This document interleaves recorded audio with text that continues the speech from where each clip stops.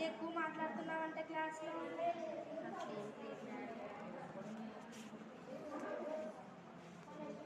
అందరు అదే చెప్తున్నారు, మధులత ఎక్కువ అయిందని.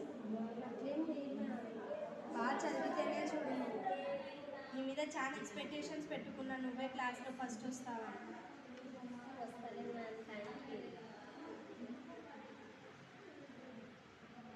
నువ్వు రాసేది కాక మళ్ళీ పక్కన వాళ్ళకి కూడా చెప్తాంటావా. మొన్న నీలాబాయికి చెప్తున్నావు కదా, చూసినానులే. నేను చూసిందాన్ని తిక్కదాన్నా.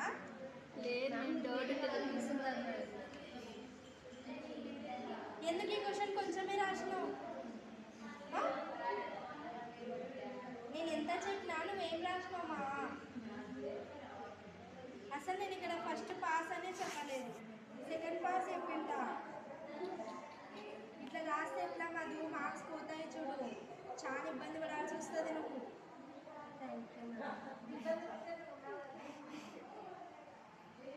ఎగ్జాంపుల్స్ 2 రాయమన్నా 10 రాసినావు, టైం వేస్ట్ కదా.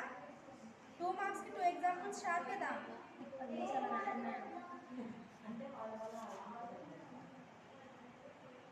డయాగ్రామ్ కొంచెం నీట్గా వేయడం నేర్చుకోమదు, నువ్వు డయాగ్రామ్స్లో చాలా వీక్ ఉన్నావు.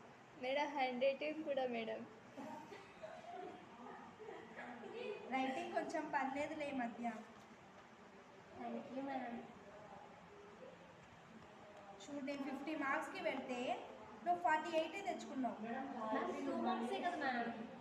50 అవుట్ ఆఫ్ 50 రావాలి మధు నెక్స్ట్ టైం నుంచి.